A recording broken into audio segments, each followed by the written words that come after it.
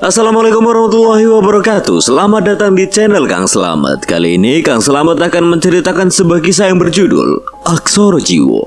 Cerita ini ditulis oleh Balakarsa. Dan sebelum kita masuk ke ceritanya, buat kalian yang belum subscribe channel ini, tekan tombol subscribe-nya terlebih dahulu dan tekan tombol notifikasinya agar kalian tidak ketinggalan cerita seram lainnya dari Kang Slamet. Nggak usah berlama-lama lagi, langsung saja kita masuk ceritanya. Aksara Jiwa. Si pengurang dewa Tentanya kemira tetap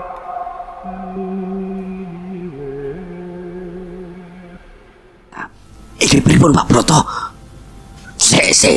Tak pikir sih.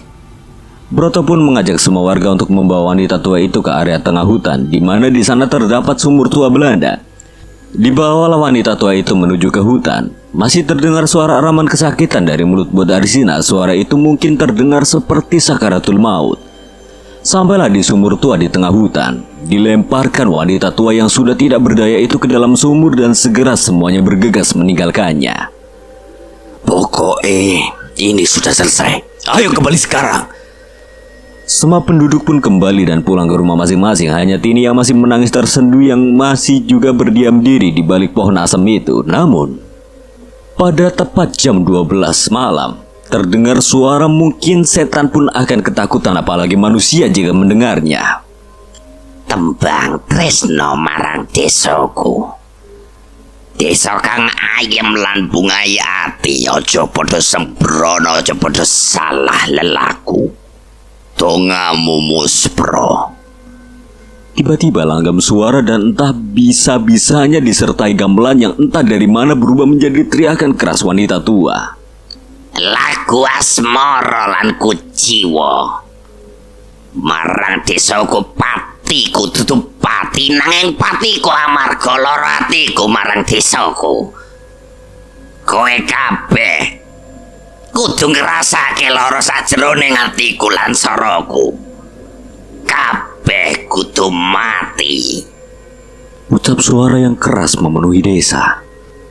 Sudah nak, aku tidak kuat menceritakannya lagi. Ucap Butini kepada aku, Deno dan Dimas. Terlihat kesedihan masih menyelimuti raut tua Butini.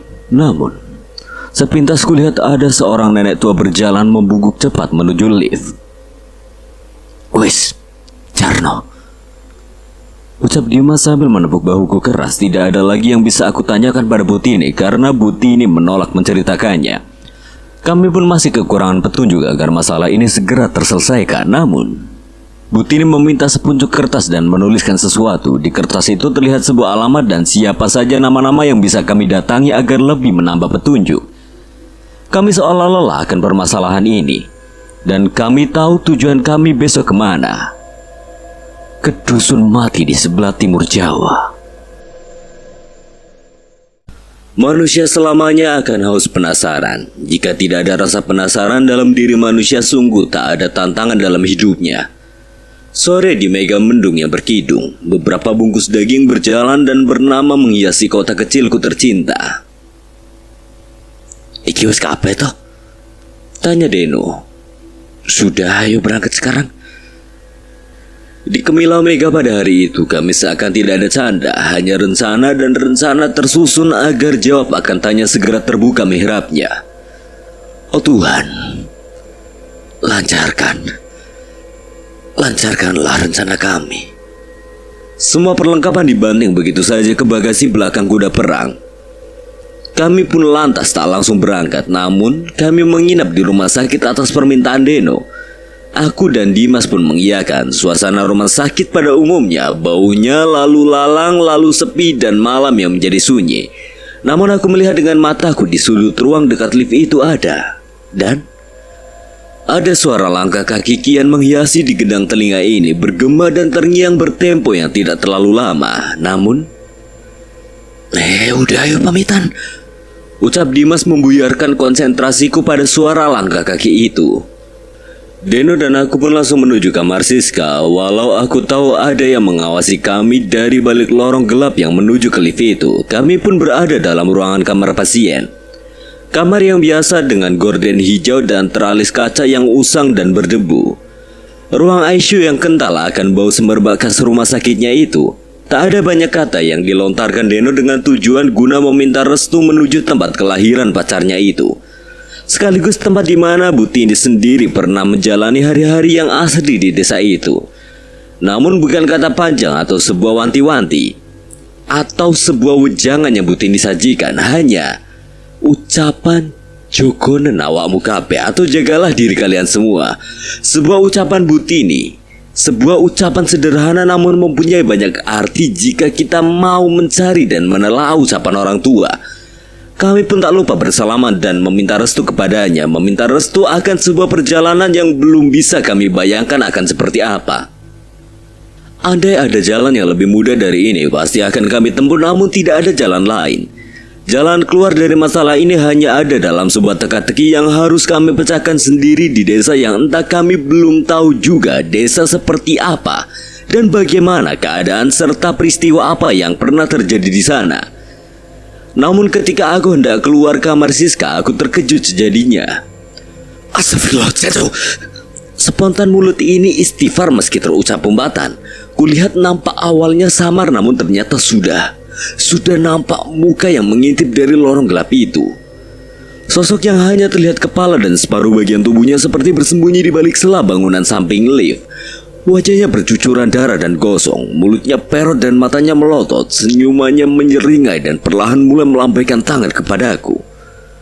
Dan ayo segera, cepat, tidak usah bengong aja, ucap Dimas, dan lagi-lagi membuatku kehilangan jawaban sebenarnya apa yang ada di lorong gelap itu. Dimas pun segera menyeret kami ke parkiran. Suara menutup pintu mobil itu adalah awal akan perjalanan kami menuju desa itu. Tiba-tiba nada ponsel terdengar dan kulihat Dimas segera merogoh sakunya. Ia pun izin untuk mengangkat telepon. Ia berjalan menuju trotoar sepi. Cukup lama Dimas bercengkrama dengan tawa, namun pada akhir pembicaraan itu kulihat raut muka yang disuguhkan Dimas begitu berbeda. Nampak kulihat sangat cemas dan was-was. Entah apa, aku tidak bisa menerka apa yang ada di benaknya itu. Ia pun kembali berjalan ke arah kami. Bro, aku tidak bisa ikut ini. Aku ada perlu penting soalnya. Loh, biasa sih Dim? Kamu itu yang paling paham masalah tidak nalar seperti ini. Aku butuh kamu ini. Ayolah Mas Dimas, melu wae. Sepurane cowok, aku tak ngurusi masalahku sih ya. Alah cok, konco ora pengertian. Seketika Dimas langsung memeluk tubuhku dan berbisik, wes ojo nesu. Aku percaya kamu bisa menangani ini kok. Aku percaya kamu. Ya wes lah, sing hati-hati kamu ya. Dimas pun mendekat padaku dan mendekatkan mulutnya ke kupingku lalu berbisik, tenang no pikirmu. Aku bakal di sampingmu jikalau kamu butuh aku. Aku pun hanya bisa mengangguk lalu memeluk sahabatku itu. Dimas pun bergegas memacu pergi dengan motor trailnya selepas berpamitan dengan kami. Aku dan Neno melambaikan tangan pesan sebuah perpisahan dan segera kembali dipertemukan. Aku tak pernah meragukan kata-kata Dimas karena bagiku dan Dimas percaya bahwa kami adalah laki seorang pria sejati. Pria sejati adalah pria yang bisa menjaga ucapannya dan menepati janji akan ucapannya. Jika kamu adalah seorang pria yang mengaku pria yang sejati, maka jangan pernah kamu ingkar janji atau malah obrol-obrol janji kepada manusia, bahkan kepada wanita. Jika kamu tahu ucapanmu adalah nyata sebuah palsu. Wahai pria sejati, peganglah ucapan janjimu.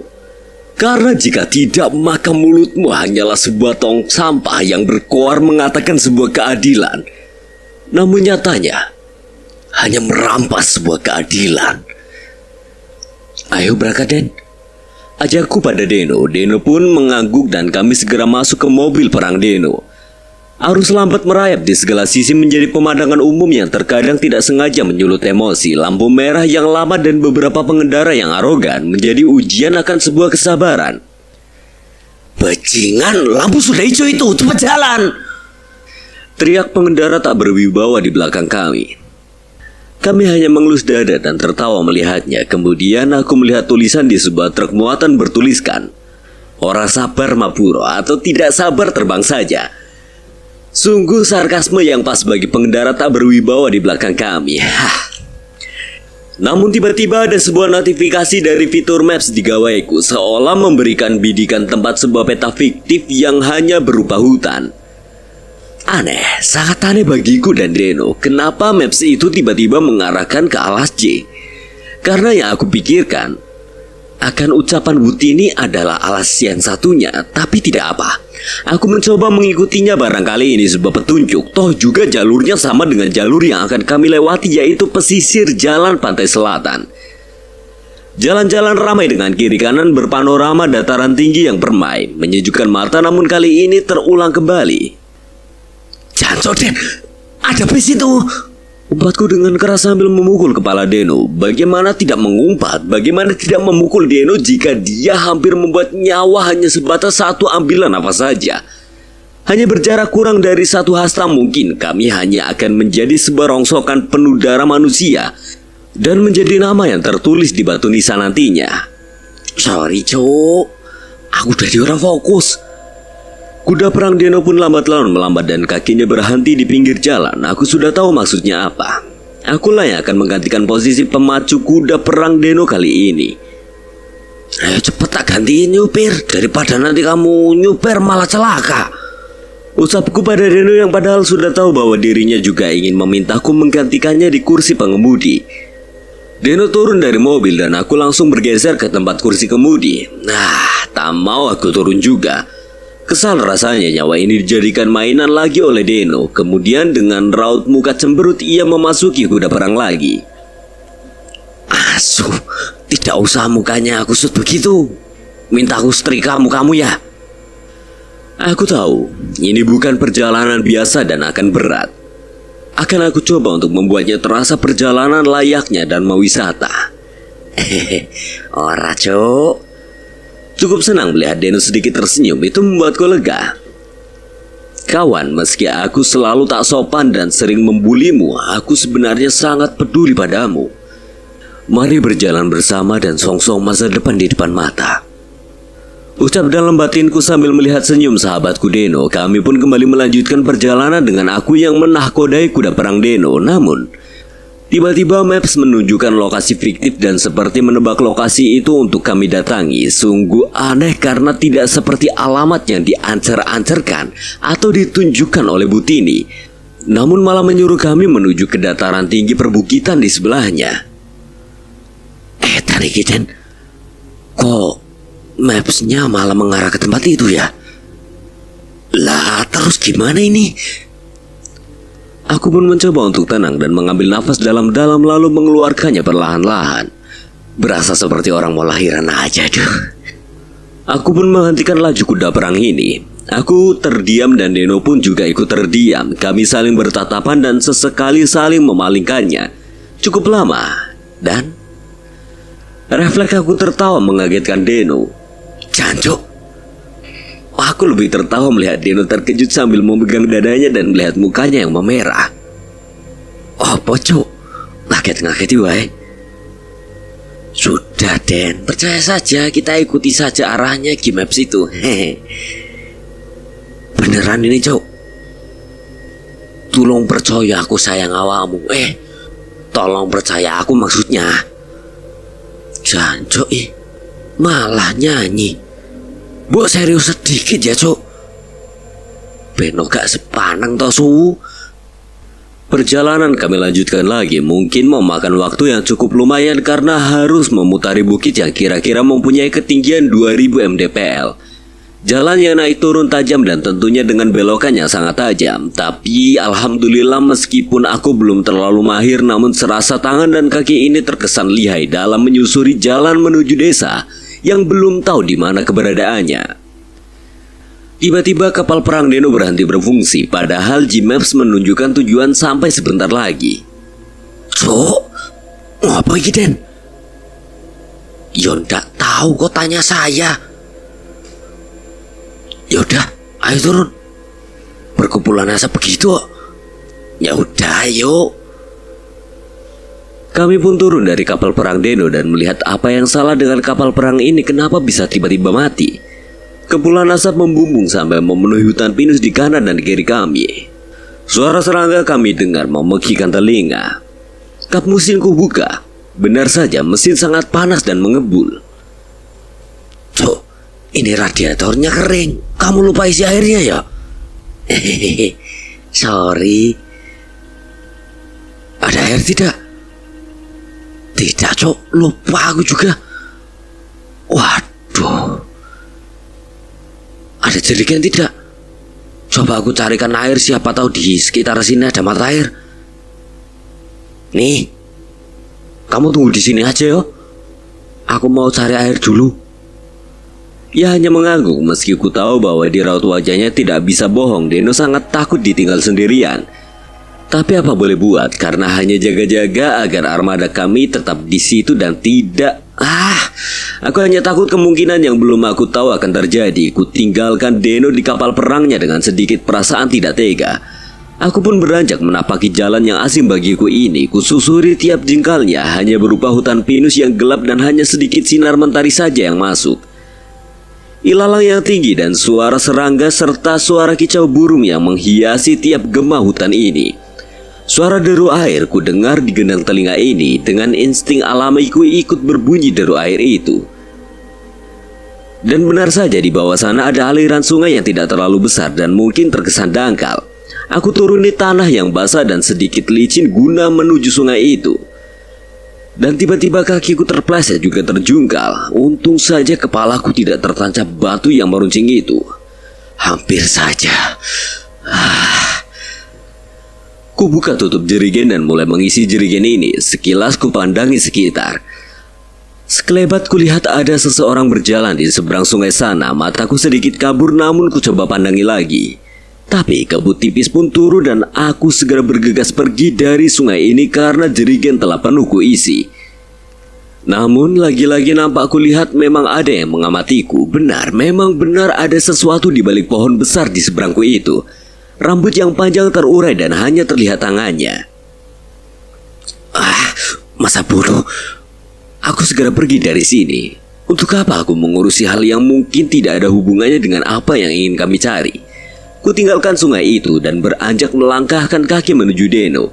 Sial, ternyata ada sesuatu yang benar-benar kulihat. Ku percepat langkahku karena ada sesuatu yang ingin menyeberang ke arahku. Memang tak jelas karena kabut, namun aku yakin itu bukan hal biasa, namun mungkin akan membuatku kerepotan. Ku percepat lagi langkah kakiku. Suara sepatu bootku beradu dengan dedaunan kering. Ku hela nafas dengan lega karena sampai juga di kapal perang Deno. Tiba-tiba, Cok, lama banget kamu. Aku takut banget, Cok. Ucapan Deno dengan nada yang sangat ketakutan seperti habis melihat setan. Ada apa toh, Den? Kamu ini kenapa sih? Wes, ayo. Ini airnya kan? Sini aku isikan radiatornya. Deno langsung merapas jerigen berisi air secara sigap berjalan menuju kap mesin. Ia mengisi radiator kapal perangnya dengan sangat tergesa-gesa. Nampak mulai aneh dengan raut wajah yang memucat. Bisa aku pastikan, dia mengalami kejadian yang membuatnya sangat kacau. Dengan segera Deno memaksaku memacu kapal perangnya lagi. Kami kembali masuk dan terburu-buru. Sudahlah, ayo cepat pergi dari sini, Cok. Roda 4x4 pun memutar dan meninggalkan tempat itu. Kulihat masih pucat sayu muka Deno dan sesekali ia menengok ke penjuru arah. Aku beranikan bertanya pada sahabatku ini. Den, kenapa sih kamu ini?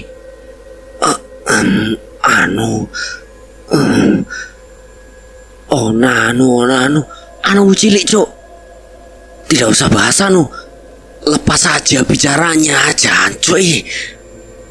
Aku tadi pas kamu tinggal lagi sebentar lihat. Belum selesai Deno melanjutkan kalimatnya, aku refleks mengerem kapal perang Deno karena di depan ada seorang wanita tua yang sedang berjalan di tengah jalan dengan sedikit bungkuk dan terkesan tergopoh. Gila, mau membunuh aku ya, Cok? Maaf, itu lihatlah, depan kita ada apa? Segera aku turun dan takut saja jika wanita tua itu kenapa-napa. Aku langsung menghampirinya. Mbah, jenengan tidak apa-apa? Ora le, aku ora apa-apa kok le. Alhamdulillah. Dalam batinku lega karena beliau tidak apa-apa. Namun tiba-tiba wanita tua itu atau nenek itu bertanya kepada aku. Kamu mau perlu apa di sini, Cak Bagus? Saya mau mencari desa, Nek.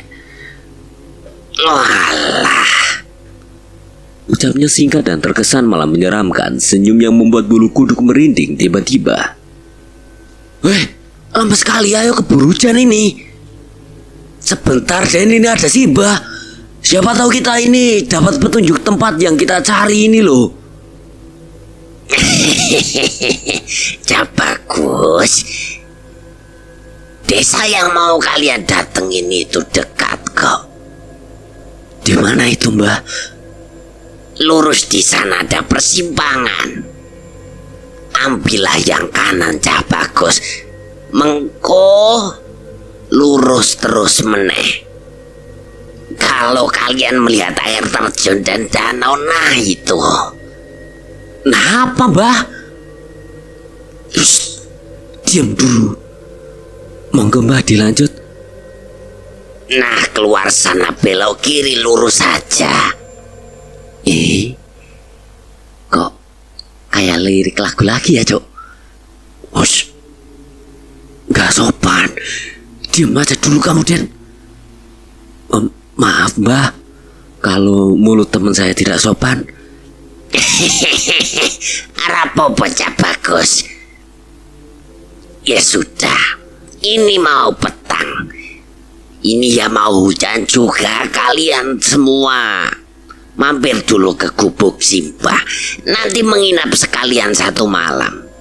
Ini hutan loh, kalau malam itu berbahaya dan dingin, Cak Bagus. Bagiku, alas satu hutan itu memang berbahaya dan dingin. Namun lebih berbahaya sikap dia jika sudah bersikap dingin. Hei, malah ngebucin. Sedikit aku berpikir memang tidak salah juga ucapan nenek ini. Orang tua zaman dulu juga menganjurkan untuk beristirahat jika berpergian, jika itu menunjukkan waktu petang.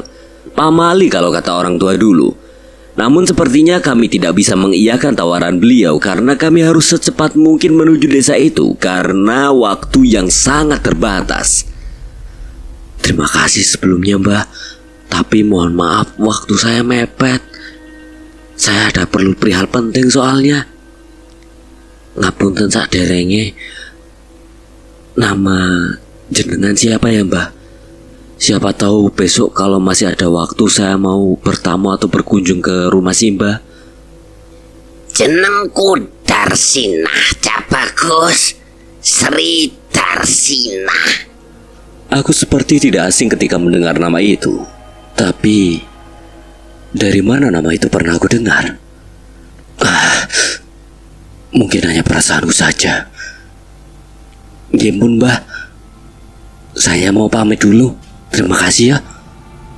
Ucapku sambil mencium tangan beliau. Begitupun dengan Deno. Suara pintu dan gelegar mesin 4x4 kapal perang Deno menyambut kami untuk segera melanjutkan menyusuri belantara hutan ini menuju desa yang belum kami temukan. Mari, Mbah. Ucap kami berbarengan. Hanya senyuman dan lambaian tangannya diberikan beliau untuk kami. Suara klakson berbunyi dan kami meninggalkan tempat ini. Lalu hujan pun perlahan turun membasahi seluruh tempat ini. Hujan hanya akan melahirkan genangan, namun cinta hanya akan melahirkan kenangan. Namun, Chow, Simbah tadi di mana? Kok sudah tidak ada? Aku heran dengan pertanyaan Beno. Cukup tidak nalar juga. Baru sebentar kami melajukan kapal perang ini, beliau sudah hilang tanpa jejak. Padahal ini sudah hujan. Aku tidak peduli. Aku sebaiknya fokus dengan petunjuk ke arah desa itu saja daripada berpikir yang tidak perlu aku pikirkan. Udahlah, kita ini sebaiknya fokus saja mencari desa itu. Aku menapik pertanyaan Deno meski aku tahu. Aku juga sedikit penasaran kenapa beliau bisa hilang dengan cepatnya dari sana. Kupercepat laju kapal perang Deno dengan medan yang sekarang terjal berbatu dan berlumpur. Sungguh menemukan desa ini harus nyebar godong koro sabar sawetoro. Jika diterjemahkan dalam bahasa Indonesia adalah sabar sejenak atau bersabar dalam waktu yang tidak bisa ditentukan. Sabar saat jembari segoro, sabar seluas samudra. Jalan naik turun dan berlumpur membuat kian ciut nyaliku. Namun aku tak pantang mundur meski kami hampir saja masuk jurang dan tak kehitung berapa kali kami masuk ke lubang yang cukup dalam. Tali towing strap atau tali penderek berkali-kali kami ikatkan ke pohon agar kapal perang Deno bisa keluar dari lubang yang menjebak armada kami ini. Tak ayal, kadang kami marah dan menangis, namun tangisan kami terurai akan guyuran hujan. Aku tak malu tatkala aku menangis dalam perjalananku karena tangisku tertutupi oleh rintik hujan yang menyapu wajahku.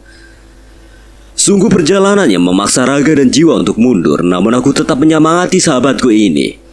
Ini semua aku lakukan agar semua jerat masalahnya bisa terlepas dan kembali tersenyum seperti sedia kala.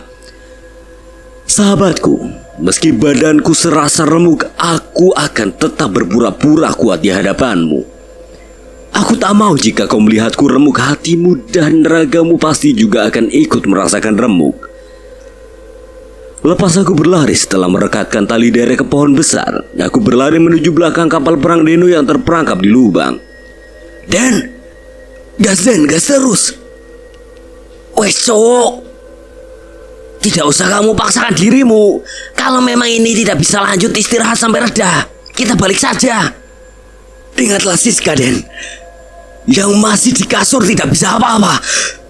Kamu tega? Lanjut gas terus pokoknya. Akan kuhadirkan sejuta tawa, meski itu hanyalah tawa kepalsuan saja, sahabat. Itu semua aku lakukan agar kau bisa tetap melanjutkan masa depan. Tetaplah tersenyum, sahabatku.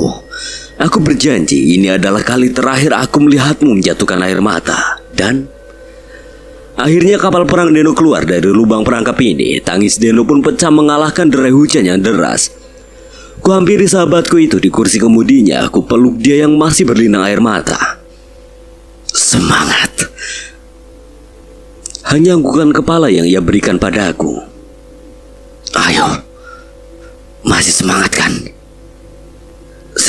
Semangat. Aku tahu ini perjalanan yang berat, namun kami harus tetap kuat. Kusuguhkan senyuman kepadanya. Kami berganti posisi lagi dengan aku yang sekarang menjadi nahkoda kapal perang ini. Selang setengah jam kami melihat air terjun dan danau yang dimaksud dan mengikuti jalan kecil yang hanya sebatas jalan selebar 3 meter dengan tanah dan batu. Alhamdulillah kami melihat gerbang desa, jadi beberapa menit lagi akan sampai di desa yang kami cari. Benar, memang benar, akhirnya kami sampai di desa yang sepi. Hanya ada beberapa penduduk yang menampakkan batang hidungnya. Aku parkirkan di lahan yang sedikit luas di depan rumah megah, namun rumah yang terkesan kosong tidak berpenghuni. Kami pun turun dan melihat sekitar. Dan kok sepi sekali ya desa ini. Oh, Den, sepi seperti desa mati, ucapku dengan memandangi sekitar. Lalu, Mas, kami berdua kaget melonjak ke depan. Sopo kui? Dari samping bangunan tua megah itu, dari rerimbunan ilalang, nampak seorang pemuda dengan membawa celurit mendekati kami. Kaget kami dibuatnya. Lalu pemuda itu bersuara lagi, masih dengan sedikit siluet gelap. Aku bukan setan, Mas, santai aja. Lah yo kowe iki sopo? Harusnya aku yang bertanya itu kepada kamu, Mas. Aku Sarno, Mas, penduduk sini. Hah? Sarno? Sarape kenapa? Wis, ora sopan, Cok. Jangan kebiasaan bercanda gitulah. Bercanda itu tidak bisa kau bawa atau gunakan setiap hari. Bercandaan itu ada waktu dan tempatnya. Jangan cuma asal bercanda karena tidak semua orang bisa diajak bercanda. Santai, Mas. Aku juga suka guyon, no. Beruntungnya Mas Sarno pengertian dan paham candaan. Kalau orangnya tidak terima, dibacok dasmu dengan celurit yang dibawanya itu, Cok. Sudah, Mas. Malah berdebat gini. Kalian ini siapa dan mau ada perlu apa kok bisa sampai ke sini? Aku Bara, Mas. Kalau ini temanku Deno. Kita ini kesini ada perlu dengan sesepuh desa sini, Mas. Oh alah, iku simbah kakungku, Mas. Mari, aku yo mau berkunjung ke rumahnya. Kami pun segera mengikuti pemuda dengan pakaian serupa pemuda desa jadul itu. Namun masih menjadi pertanyaan di benak ini, siapa sebenarnya Simbah Kakung atau kakek buyut itu? Karena dari cerita Sarno di perjalanan kami mengikutinya, Sarno bercerita beliau sangat disegani di desa ini. Semakin penasaran, namun tiba-tiba, Stop, Mas. Peganglah pundakku. Jangan sampai kalian lepaskan. ucap Sarno sangat serius dan terkesan ketakutan. Lalu ku dengar dari mulut Sarno merapalkan atau mengucapkan sebuah bahasa Jawa atau bisa kupastikan itu sebuah mantra. Sang kuasa ning jagat, sang kuasa ning urip, sang moho leluhur lan sang moho adidoyo. Abdi ning diri jumeneng anteng madhep mantep ing dalanmu Gusti Cipta Rasaku. Demit lan setan ora wani dilat kejaba saka kehendak panjenengan. Muga selamat lan katentreman ana ing kula.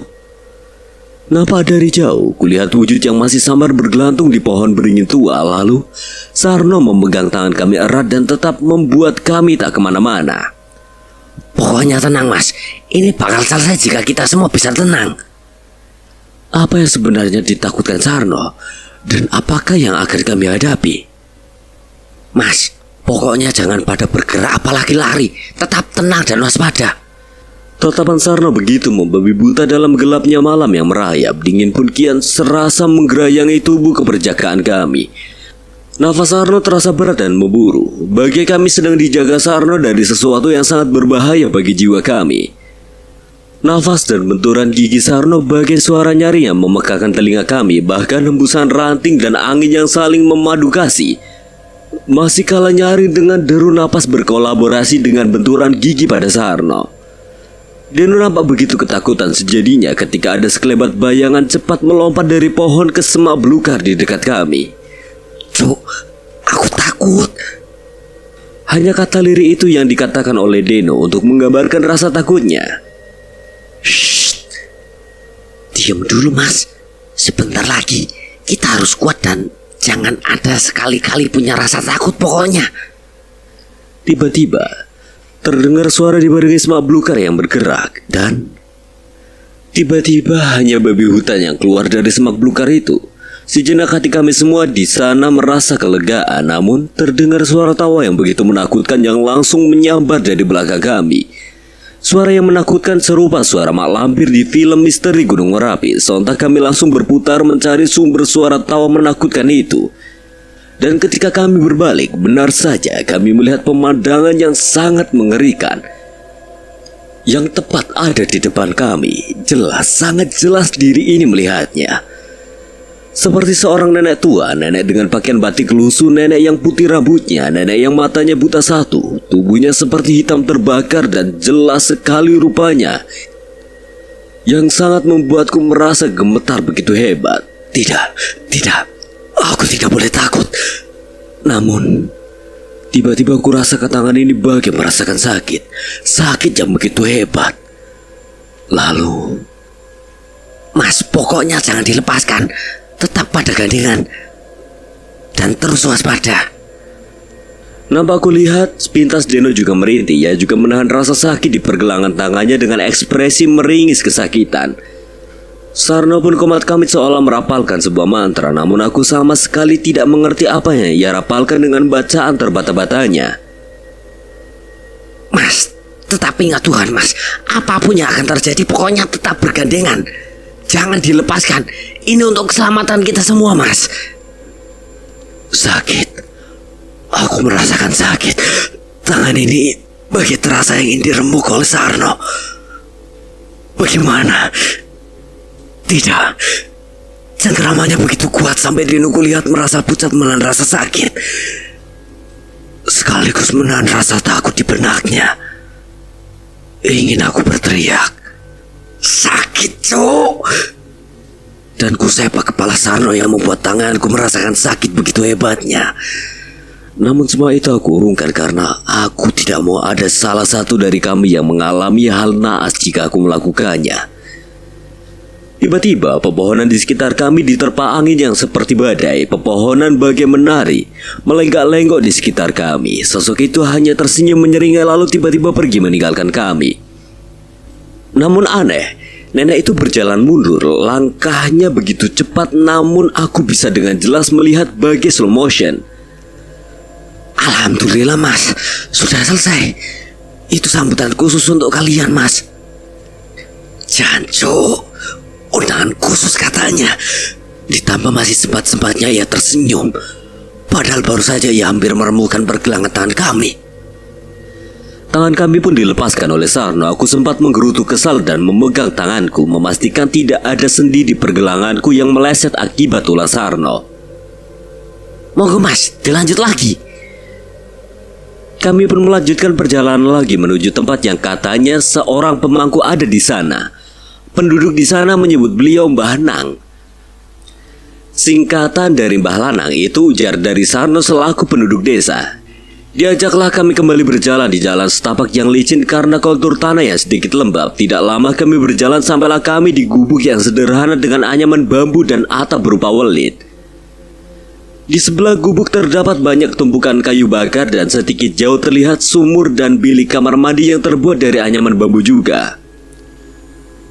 Mbah Nang, wonten tamu dari kota. Sopo Ger? Ini loh mbah, orang kota, 2 orang lelaki. Suara reot pintu anyaman bambu terbuka secara perlahan dengan cara ke dalam. Spontan diri ini mengatakan, Mbah. Dan langsung saja mencium tangan beliau. Deno pun mengikuti apa yang aku lakukan. Namun raut wajah pria tua itu begitu mencurigai kami dan nampak seperti bertanya-tanya dalam benaknya. Batinku, Mau cari apa Ger? Atau sampai sini dari kota lagi? saderenge kula nyuwun agung ing pangapunten, Mbah. Niat saya kesini ingin bertanya hal penting dengan Simbah. Apa? Jenengan kenal dengan yang namanya Darsina? Sejenak ia seperti mengerenyitkan dahi, menimbulkan banyak kerutan keriput menandakan usia yang terlampau jauh dariku, Deno bahkan Sarno. Lalu sekilas kulihat beliau juga seperti mengamati sekitar. Dengan gerak mata yang berpindah dari kiri ke kanan, serasa sedang memastikan semuanya aman. Ayo, cepat masuk. Hal ini akan aku jelaskan dengan lugas dan jelas. Dengan apa adanya, Ger. Sar, tutup lawangnya, Ger. Ucap beliau pada Sarno. Segera pula Sarno menganggukkan kepala seperti sudah paham bahwa pembahasan kami pastilah sangat serius sampai diperlakukan seperti ini. Masuklah kami ke dalam rumah beliau. Rumah yang sederhana, tidak terlalu besar pun tidak terlalu kecil. Di dalam rumah hanya beralaskan tikar pandan dengan sajian kendi dan gelas bambu. Pun sesekali tercium bau semerbak kemenyan dan bakaran jerami yang sudah meremang. Ora usah kaget, Ger.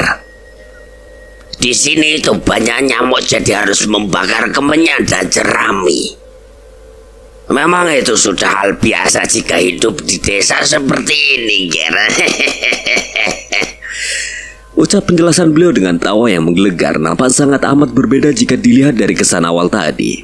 Nampak keteduhan jika kulihat sekarang. Memang benar kata orang jika menelik zaman dahulu, obat nyamuk jarang ada. Mungkin ada, namun hanya kalangan tertentu saja yang bisa membelinya pun jika ada. Dan orang zaman dulu sebelum ada obat nyamuk pun memakai kemenyan ataupun jerami yang dibakar guna menjadi media pengusir nyamuk. Obrolan demi obrolan kami saling lontarkan. Mbah Nang pun juga manggut-manggut sambil menghisap rokok tingwe atau linting dewe dari tangannya. Sampai aku teringat satu nama lagi yang pernah disebutkan dalam cerita Siska dan ibunya. Mbah, ngapunten, saya mau tanya kepada jenengan. Apakah jenengan kenal dengan Mbah Sambung? Mbah Sambung Macan. Aku Mbah Sambung, Ger. Jawab beliau padaku, lalu aku sodorkan pertanyaan lagi serupa apa yang aku tanyakan ketika di luar tadi. Tapi belum terjawab, ada suara benda-benda jatuh di belakang. Sontak kami semua terkejut dan segera untuk mengeceknya. Banyak sekali barang yang berjatuhan kami lihat. Dandang kuali yang pecah dan ada seperti wajan besar yang serupa wajan yang biasanya untuk membuat jenang jadi atau dodol. Dan secara mengejutkan wajan besar itu tiba-tiba bergerak. Dengan keberanian yang maju mundur, Sarno dengan nekatnya membuka wajan besar itu.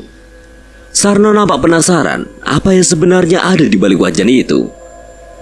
Alangkah terkejutnya kami ketika melihat wujud yang sangat mengerikan serta menjijikan tepat tersaji di depan bola mata kami. Wujud yang tidak karuan bentuknya seperti kera namun dengan kepala manusia dan berbadan serupa babi.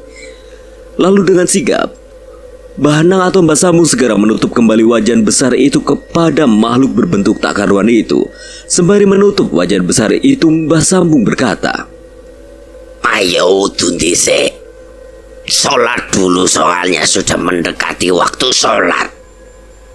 Namun ketika pintu dibuka, alangkah lebih terkejutnya kami semua di sana. Pemandangan yang mungkin akan membuat semua orang ketakutan.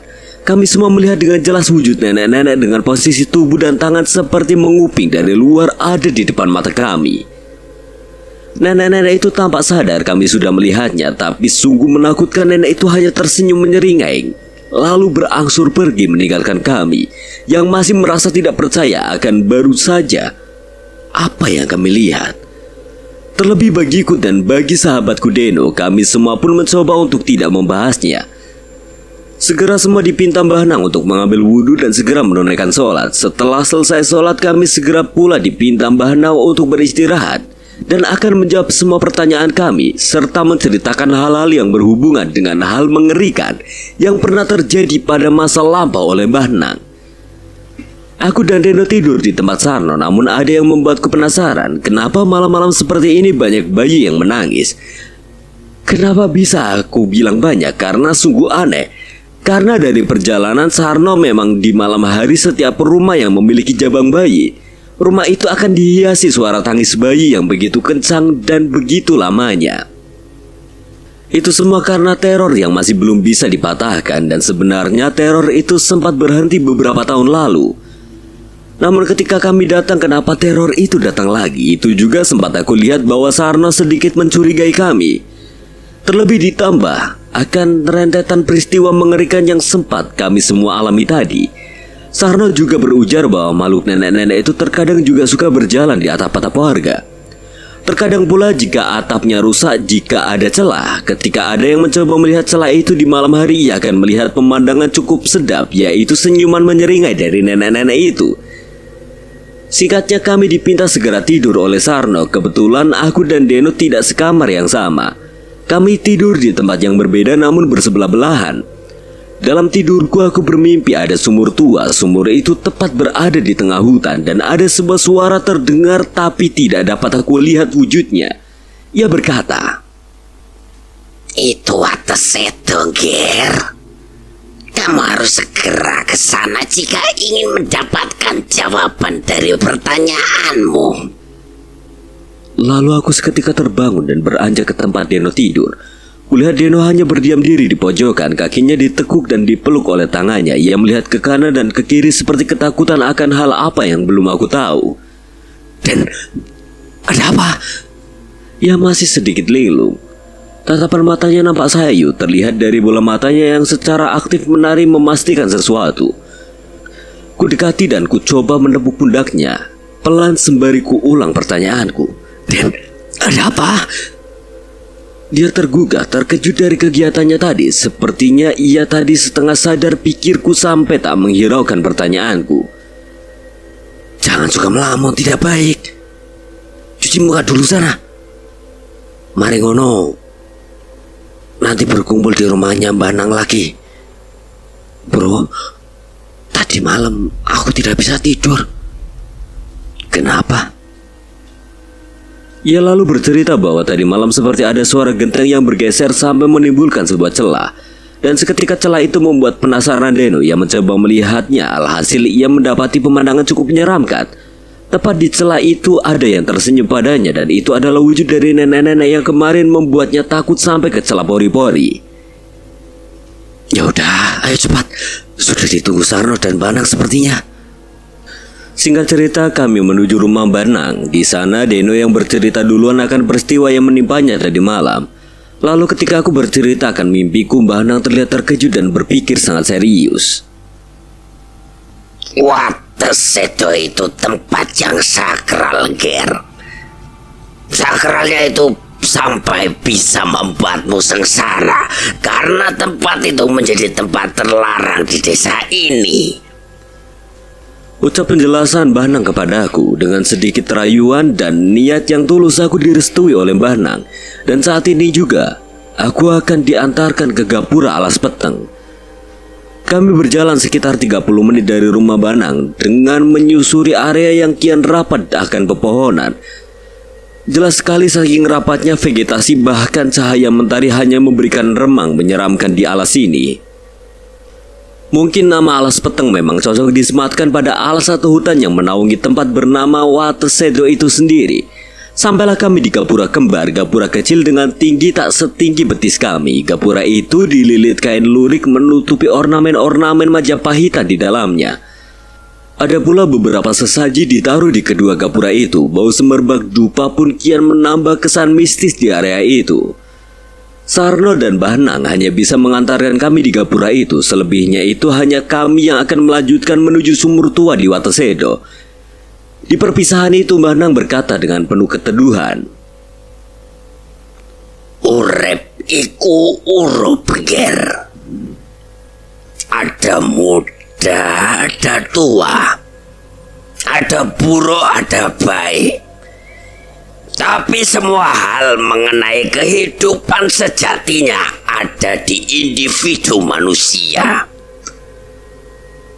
Siapa yang sakti dan kelakuannya baik dengan Tuhan akan menjadi orang yang sakti dan suci. Jaga nenawakmu, Ger. Pokoknya keluar harus hidup, jangan sampai mati sia-sia. ucap panjang Banang pada kami, terutama padaku. Aku hanya bisa menyeka air mata. Nampak Deno juga sedikit gemetar akan ucapan Banang. Namun perjalanan harus tetap dilakukan agar semua hal tak nalar ini segera terselesaikan. Aku akan selalu membantu dan menguatkanmu, sahabat. Kami melangkahkan kaki menuju ke dalam lagi melewati gapura kembar itu, perlahan berjalan dengan penuh kehati-hatian. Suasana semakin berbeda, hanya suara kera dan serangga yang ketara. Perjalanan kurang lebih 15 menit menyusuri jalan setapak yang sedikit ditumbuhi semak berduri, dan sampailah kami di sebuah lahan yang sedikit luas di sana. Di sana. Akhirnya kami telah menemukan sumur itu, sumur Watesedo. Sampai di sana, aku langsung mendirikan tenda dibantu Deno. Setelah selesai, aku menyisir sekitar area guna mencari kayu bakar untuk nanti malam. Tapi aku dibuat terkejut. Nampak Deno seperti berbeda, badannya gemetar dan kesakitan. Dengan sikap aku berikan air rebusan dengan gula jawa, namun tak merubah apapun. Segera tanpa bertanya aku meminta Deno untuk aku antar kembali ke tempat Banang. Dengan terhuyun-huyun tertati-tati memapa Deno sampailah aku di gapura kembar, dan terlihat Banang serta Sarno masih di sana. Mungkin mereka sudah tahu akan terjadi hal seperti ini. Benar, Sar. Masih seperti biasanya kesakralan Watesedo. Nampak terdengar ucapan Banang kepada Sarno. Langsung aku serahkan Deno pada mereka untuk dirawat. Dan sepertinya Banang sudah paham bahwa hanya akulah satu-satunya harapan untuk mendapatkan jawaban. Sekali lagi aku meminta restu, dan doa pun terperanjat dari mulut Banang. Ku coba untuk mematri jiwa sekuat baja, mencoba membunuh segala keraguan serta ketakutan. Aku harus berani. Perjalanan kembali aku lakukan, namun kini aku harus berani. Sampailah lagi aku di sumur Watesedo. Rasanya singup. Panas dingin membuat merinding melihat jam menunjukkan menjelang waktu maghrib. Aku berjalan menuju sumur tua itu. Di sumur itu tertutup sebuah papan yang terbuat dari pohon jati. Ada kerekan timba namun tidak ada embernya. Aku pun kembali ke tenda. Guna mengambil nestingnya, aku berikan tali parkot guna mengganti ember di timba. Setelah selesai kupasang, kuturunkan timba, menandakan di bawah sana ada air yang berlimpah. Kutimba dan dengan tergesa-gesa guna menjadi syarat akan ritual wudhu untuk sholatku. Sampai hal itu aku ulangi ketika memasuki Isya. Namun di penimbahan air kedua, kurasakan timbaku di bawah sana kutarik begitu berat. Bahkan saking beratnya aku sampai sekuat tenaga untuk menariknya. Sampai ketika timba terangkat hanya ada lumpur dan tanah di dalamnya. Selesai semua prosesi ibadah dari maghrib ke Isya, aku memutuskan untuk membuat api unggun dan sejenak bersantai. Sampai begitu larut dan aku terhanyut oleh kantuk yang tidak bisa aku kendalikan. Aku pun tertidur. Suara seperti orang memukul-mukul air sambil memainkannya terdengar dari telingaku. Bukan rasa ketakutan yang hinggap di perasaan, namun rasa penasaran yang memenangkan. Sontak diri ini segera mengambil senter dan segera mencari dari mana asal suara itu. Perlahan aku dekati sumur itu dan mencoba menyenter ke dalam sumur, dan sama sekali tidak ada apa-apa. Kembali lagi ke tenda karena dirasa tidak ada apa-apa. Namun lagi-lagi ada suara sama seperti tadi. Aku coba lihat lagi dan mengecek lagi, namun hasilnya sama. Tapi di ketiga kalinya aku menyenter guna memastikan sebenarnya apa dan siapa yang membuat suara tadi. Rasanya hampir mati rasa sekujur tubuh. Kaget bercampur peluh karena disuguhi hal tak nalar ini. Dari dalam sumur sana, di bawah sana sudah ada wujud nenek-nenek yang merangkak naik. Suara tangannya yang merambat mencoba menaiki sumur dari cecal batu bata itu nampak jelas aku lihat. Aku tidak boleh lari, bahkan jika ketakutan menghujamiku, aku harus tetap berani. Karena jika sampai aku terlena oleh ketakutan, pastilah aku tidak akan menemukan jawaban apapun dari segala rentetan semua masalah ini. Aku mundur beberapa meter ke bawah dan aku siap menunggu. Entah apapun yang akan terjadi, aku mencoba untuk tetap siap karena aku sudah tidak peduli lagi akan semua hal tak nalar ini. Culingkem tuh gak apa-apa, kalah mingkem. Kem kepingkem saking ngersane Allah. Wong kepingin berlaku utawa melayu selamat. Kalayu selamat. Masih aku menunggu, kutunggu sampai sosok itu naik dan seketika tangannya mulai terlihat di bibir sumur. Darah panas kian deras mengalir ke seluruh tubuhku. Sosok itu benar-benar naik, badannya basah bercampur darah yang menghitam. Sosok itu berdiri tepat beberapa meter di depanku. Ia menatapku begitu tajam dengan satu matanya. Pepohonan kian menari seirama dengan sayup angin malam yang berhembus. Dingin malam masih kalah dengan tubuhku yang seketika memanas dari sekujur tubuh. Mau cari apa kamu Jabaku? Sampai jauh-jauh sampai ke Jonggokolo situ. Siska itu aku juga. Kamu tidak perlu ikut campur. Tapi saya mau menolong. Tidak usah ikut campur. Kembali sekarang. Bentak sosok itu menyuruhku pulang sekarang juga. Tanpa ada kata yang terucap lagi, aku berjalan menuju tendaku. Tapi belum juga aku berjalan beberapa langkah, pundak di cengkraman begitu kerasnya ketika aku menengok ke belakang. Sosok itu sudah ada tepat di belakangku. Merinding kurasakan sekujur tubuh, bahkan tubuhku berasa bergetar begitu hebatnya. Mulai saiki, ucap sosok itu lirik dan raut wajah yang menakutkan, dan tangannya perlahan melepaskan cengkeramannya. Seketika itu juga aku berlari menuju desa. Entah rasa apa yang akan aku rasakan, aku tak mampu menggambarkan karena sudah diliputi banyak hal yang tidak karuan dan di luar nalar. Dengan lari sekencang-kencangnya, aku menuju ke tempat Bahnang. Apakah aku harus pulang? Apakah aku harus mengurungkan niatku menyelesaikan masalah ini? Di hutan Kolosedo ini aku masih berlari dengan sekuat tenaga. Bagi aku sedang lomba lari, namun bukan membuatku ingin memenangkan perlombaan, namun ingin memenangkan diri. Rasa takut yang sedari tadi sudah hampir mengalahkanku. Entah apa yang aku rasakan, aku tak mampu menggambarkannya karena sudah diliputi banyak hal tak karuan dan di luar nalar. Dengan lari sekencang-kencangnya, namun belum juga aku sampai ke gapura kembar itu, tiba-tiba aku sedikit berteriak kesakitan. Aku terperosok ke dalam lubang yang cukup dalam. Aku bisa merasakan bahwa kakiku sangat sakit untuk digerakkan. Jangankan untuk berdiri, menggerakkan kakiku sedikit saja rasanya seperti ditusuk jutaan duri. Aku berteriak begitu keras namun penuh kepayahan. Cukup lama aku tiba-tiba tubuhku bergiting begitu hebatnya. Sangat biasa aku merasakan terpaan udara dingin seperti angin lembut yang menyekat tubuh yang masih terluka dan merasakan sakitnya. Tiba-tiba sesuatu menimpa tubuhku. Aku cukup terkejut. Sikap waspada mulai. Sial, ternyata hanya sebuah kelapa yang menimpa tubuhku. Aku bisa menghela nafas meski tidak sedikit gentar karena aku kira kepala. Namun pada malam itu, gelap itu, keheningan tidak menyuguhkan rasa ramah sama sekali. Bahkan suara-suara mencengkram dari atas sana seolah ingin terjun bebas dan memperkosa. Saat itu bagai ingin merenggut kesucian dari keberanianku.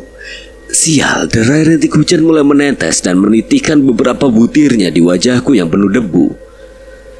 Perlahan rintik itu berubah menjadi butir-butir hujan yang cukup deras mengguyur tubuhku yang masih terduduk menahan rasa sakit di kakiku. Perlahan air mulai naik dan perlahan mengisi lubang yang menawanku.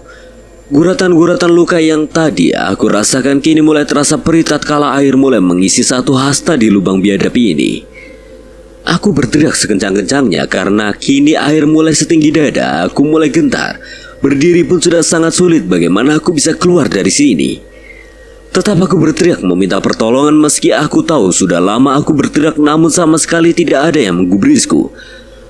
Aku mulai putus harapan. Aku pasrahkan semuanya pada Yang Maha Kuasa yang berkuasa akan diriku dan semuanya. Air sudah naik lagi. Aku sudah tidak kuat jua akan dingin yang menggelayutiku. Mataku mulai berkunang-kunang. Aku mulai tidak bisa menyadarkan diriku. Aku kehilangan kesadaranku. Tiba-tiba suara entah itu apa terjun di dekatku. Semua sudah gelap. Aku tidak bisa mengingat apa-apa setelah itu. Sayup-sayup suara terdengar oleh telingaku ini. "Pak, demam niki, Pak." Suara perempuan terdengar lembut dan terasa kepalaku disentuh oleh tangan lembut. "Pokoknya dirawat dulu itu, Cak Bagus ya. Aku mau keluar sebentar, jaga dulu anak itu ya." Aku hanya bisa mendengar semua percakapan itu, tapi badanku seperti masih mati rasa. Bahkan mau buka mata ataupun berbicara saja aku tidak mampu. Aku bagai kembang kasur yang hidup dengan kebutaannya. "Ya Pak, hati-hati." Ucap lembut suara gadis perawan yang terdengar. Kini aku hanya bisa mengandalkan indera pendengaranku. Andai saja aku mempunyai kliwon seperti dalam serial televisi Si Buta dari Gua Hantu, mungkin aku tidak akan terlalu kesulitan dengan keadaanku saat ini. Batinku yang masih bisa tertawa dengan keadaan seperti ini. Namun nampak samar-samar aku mendengar gadis itu berbicara sendiri sedikit. Aku dengar gadis itu nampak penasaran akan diriku yang tiba-tiba dibawa dengan penuh luka. Hanya itu yang ku dengar. Maha Pencipta, aku belum bisa apa-apa. Bahkan sekedar membuka mata atau membuka mulutku saja aku pun tak mampu. Bagaimana aku bisa memberitahu seseorang di dekatku akan siapa sebenarnya jati diriku? Hari-hari nampak bergulir begitu cepat. Itu pun aku tidak bisa memastikan. Hanya aku berprasangka dan mempertajam intuisiku. Perlahan dengan semakin tajamnya intuisiku, aku mulai bisa menandai kapan terang dan kapan gelap dengan bantuan ayam yang berkokok.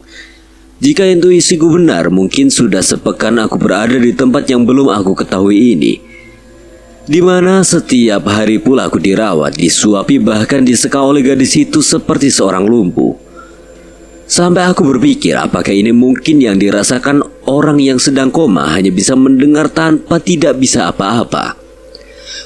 Manusia hanya bisa menggerutu dan banyak tanya tanpa mau mengetahui apa yang sebenarnya terjadi. Manusia, katanya ia adalah makhluk yang sempurna, namun selalu diperkosa oleh egonya dan selalu bersenggama dengan ketidaktahuannya. Bagi manusia melacurkan diri agar bisa memahami kepelikan dunia ini, sebuah hal tak manusia jika dikatakan. Meski itu memang sebuah kejujuran dalam kenyataan, dalam intuisiku, kurasa ini sudah hari ke-13.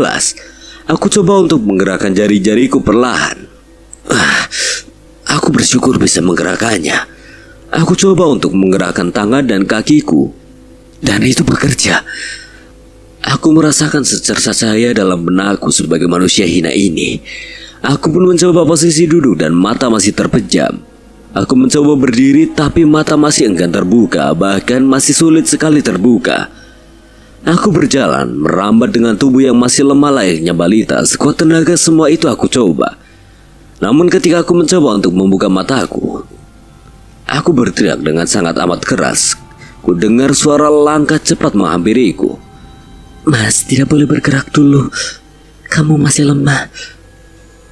Aku hanya berdiam karena tidak tahu harus berkata apa. Aku ikuti arahan dari gadis itu tanpa terburu-buru dan bertanya. Meski aku tahu rasa penasaran sudah mendorongku seperti ingin membunuhku. "Masih istirahat dulu, Je. Jangan banyak gerak dulu." Beberapa saat ia pun pamit ke belakang. Sebentar ku dengar bising suara entah dari mana. Suara bising seseorang yang sedang mempersiapkan sesuatu, lalu langkah kaki terdengar mendekatiku. "Mas, makan dulu ya, aku bantu suapin." Lagi-lagi aku bagi balita dibuatnya. Sedikit malu namun aku sangat berterima kasih entah siapapun kamu dan entah bagaimanapun rupamu. Terima kasih telah dengan senang hati merawatku.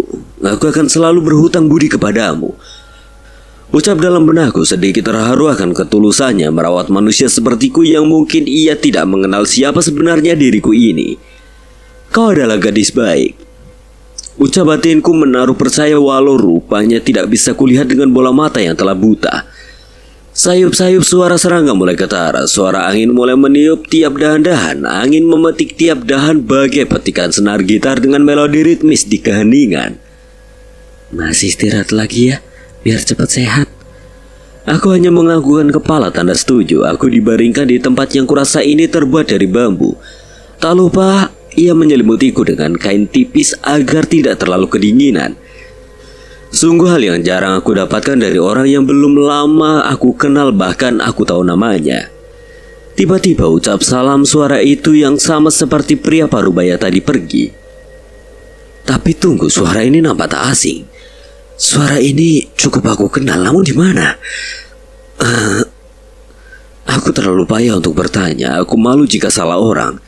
Aku pasti malu jika nama yang kusebutkan bukanlah pria parubaya itu. Namun Capaku sudah siuman toh. tanya pria itu padaku, namun aku memilih diam karena takut jika aku salah bicara kepadanya.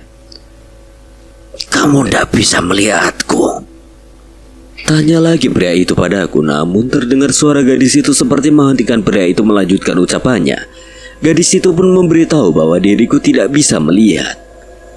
"Do, ambil kunci yang ada di belakang ya." "Je, Niki Pak." Terdengar mereka sedang bercakap dan terdengar pula pria parubaya itu berdehem. "Bagus, kalau sakit jangan nangis yo. Ini akan sakit sekali soalnya." Ucap pria itu padaku dan seketika itu pria itu menempelkan sesuatu ke mataku. Awalnya rasanya dingin seperti es menjalar ke mataku. Namun semakin lama rasa itu berangsur berubah menjadi panas dan seolah membakar kedua bola mataku. Aku bergerak cukup kencang karena sudah tidak bisa menahan rasa sakit dan panas yang luar biasa ini. Sangat sakit kurasakan di kedua bola mataku, seperti ditempel bara yang masih menyala. Cukup lama rasa sakit itu aku rasakan. Siksaan macam apa ini? Aku berteriak seolah mengisi sunyinya tempat yang hanya bisa aku rasakan dengan intuisi. Bagi belantara yang sunyi, lalu ku isi dengan teriakan kesakitan yang membuat hewan-hewan malah melolong karena ketakutan. Lalu, "Sudah selesai, buka matamu pelan-pelan." ucap pria itu padaku. Aku coba membuka kedua bola mataku dengan sangat berhati-hati. Ketika semua sudah terbuka dan aku bisa melihat, aku cukup terkejut sejadinya dan gadis itu tetap memberontak. Ia berjalan terburu-buru sebelum ia keluar. Ia mengambil wedung dengan sarung bermotif buto-buto itu. "Do, jangan nekat, Do." Masih bujuk Mas Wasis pada gadis itu sambil Mas Wasis masih memegang erat tangan si gadis. Namun tetap niatnya kulihat sangat bulat. Ia menepis tangan Mas Wasis dan membuat pegangan tangan Mas Wasis di tangannya terlepas. Ia nekat dengan mata yang kulihat nampak kecamuk amarah serta dendam yang nampak sudah tertimbun cukup lama. "Kamelia Sundari." Teriak Mas Wasis dan terlihat air mata menetes darinya. Dari pria parubaya yang aku kenal itu. Aku segera menarik tangan Mas Wasis mencoba mengajaknya untuk mengejar gadis bernama Kamelia ini. Namun nampak hal cukup membuatku bergidik ngeri. Itu. Mas Wasis masih memegangi tangan mungil dari gadis muda itu. Nampak wajah angkara murka tersirat darinya. Gadis bernama Kamelia. Ternyata bukan hanya itu. Dendam. Ya, dendam. Dendam yang jauh lebih pekat tersirat dan tersembunyi dalam matanya. Bahkan mungkin jauh juga dari lubuk hatinya. Tidak bisa aku pungkiri bahwa mata lebih jujur ketika ingin mengetahui isi hati seseorang. Hentikan, Duk. Kamu tidak boleh bertingkah bodoh dan gegabah. Lepaskan, Pak. Aku ingin melenyapkan demit yang mencuri segala hal dari hidupku ini. Ucap gadis itu penuh amarah yang membara dalam setiap baitnya. Dilepaskannya paksa pegangan tangan Mas Wasis dari tangan gadis itu secara paksa. Gadis itu kemudian berlari menuju ke arah demit yang berwujud nenek tua itu. Kamelia! Gerak Mas Wasis menyambut nama gadis itu dengan penuh berat hati. Tangan Mas Wasis seolah tidak ingin membiarkan gadis itu melanjutkan hal bodoh yang ingin dilakukannya. Kenapa aku pikir itu tindakan bodoh? Karena aku bisa merasakan aura hitam mengerikan dari sosok yang akan dihampiri oleh gadis itu. Sosok dengan wujud sangat mengerikan. Aku tak mampu menjelaskan dengan rinci bagaimana wujudnya. Yang pasti itu adalah sosok Mbok Darsina dengan rupa yang tidak akan mau dilihat siapapun. Tiba-tiba Mas Wasis berteriak dengan sangat kerasnya. Bahkan getaran dari pita suaranya seolah mengisi di tempat sunyi dan gelap ini. Kamelia Sudari, jangan bertindak bodoh. Kamu bisa celaka. Teriak Mas Wasis dengan penuh kata waspada. Namun tetap saja gadis itu menghampiri sosok mengerikan itu. Lalu Kamila berdiri tepat di depan sosok mengerikan itu. Sosok dengan badan yang menghitam terbakar. Tepat di sana Kamila pun mengacungkan wedungnya. Ia bersiap menebas sosok yang sangat ia benci itu. Mati kamu demit asu. Tawa gelak nenek tua terdengar mengisi kekosongan suara di gelapnya hutan belantara ini. Wedung Kamelia tidak sedikit pun menggores sosok itu. Malah Kamelia terpental dengan beberapa langkah ke belakang dan memuntahkan seteguk darah segar dari mulutnya. Dojayu, sudahilah keinginanmu. Menuruti rasa dendam dan nelongso. Karena rasa dendam dan nelongso akan membuat celaka. Mas Wasis langsung tersentak dan beranjak cepat ke tempat di mana Kamelia masih terduduk dalam diamnya. Kamelia, kamu tidak apa-apa, Duk? Tanya Mas Wasis sembari memegang tangan Kamelia. Nampak pucat tangan gadis itu dan ada sedikit noda darah yang sedikit menetes dari sela bibirnya. Dipapahnya gadis itu oleh Mas Wasis. Dengan langkah tergopa aku melihat betapa kecewanya gadis itu karena tidak bisa melenyapkan sosok itu. Aku langsung ke arah mereka berdua. Aku bantu memapah gadis bernama Kamelia itu. Terasa dingin. Ya, terasa dingin aku rasakan ketika aku menyentuh tubuhnya. Mas, kita harus cepat. Kamelia terkena penyakit gaibutan. Ucapku dan pintaku pada Mas Wasis Waseso. Hanya anggukan kepala lemah ditunjukkan padaku yang sama-sama sedang memapah Kamelia. Namun belum beberapa langkah kami mendapati hal yang tidak mengenakan lagi. Suara itu terdengar dari rimbunan semak-semak di depan kami. Satu demit saja sudah membuat salah satu dari kami seperti ini. Apalagi yang disuguhkan pada kami kali ini. Apakah demit Alasedo yang lain ingin melawan kami juga? Tiba-tiba, woi! Suara pria muda dengan jaket lusuhnya. Dari kejauhan terlihat bayangan pria dengan kesangarannya sudah ada tepat beberapa langkah di depan kami. Aku bisa merasakan aura yang mengerikan dari bayangan itu. Detak jantungku berpacu, laksana pacuan kuda. Gemetar badanku tak bisa aku tahan kali ini. Bahkan aura ini lebih kelam dan hitam dari sosok yang membuat Kamelia terluka tadi. Nafasku memburu, serasa akan kehilangan kesadaranku. Jariku terlihat bergetar begitu hebatnya. Detak jantung ini terasa semakin cepat seiring langkah dari bayangan pemuda yang ada dari kejauhan sana. Apakah rasa was-wasku sudah pada batasnya? Apakah ini akhir kami? Aku lihat Mas Wasis Waseso menutup matanya dan tangan satunya menutup mata Kamelia. Aku masih menatap bayangan itu tanpa berkedip sama sekali. Kenapa? Kenapa aku bisa seberani ini dari sebelumnya? Aku tahu aku merasa takut, namun ketakutan itu berangsur pudar dengan sendirinya. Aku tidak bisa ungkapkan dengan kata apa yang aku rasa saat ini. Apakah ini yang selalu ingin aku rasakan? Aku memang ketakutan, di lain sisi aku juga merasakan kesenangan yang luar biasa. Aku mungkin sudah tidak waras jika terus seperti ini. Aku merasakan kesenanganku yang sesungguhnya, yaitu sebuah kata dari ambang kematian. Apa ini sebuah kata yang selalu aku patiri dalam hati? Segala hal tragis adalah puitis.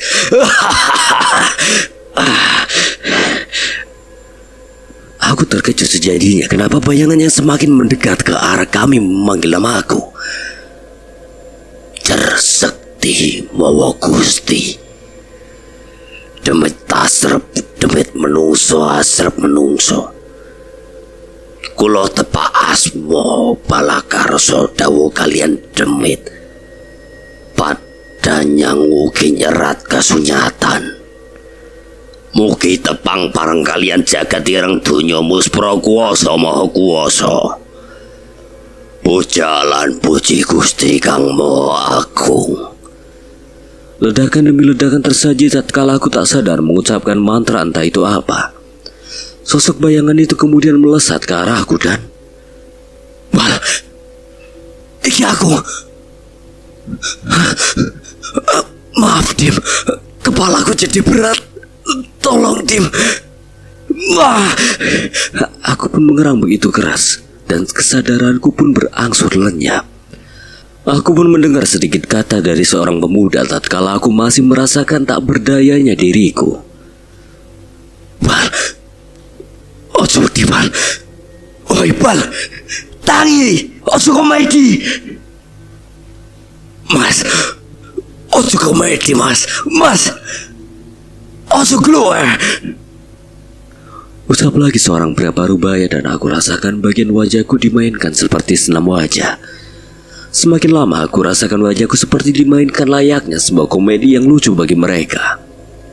Tapi sayang, tubuhku tak mampu untuk tersadar dan masih saja terbuai di dalam sadar.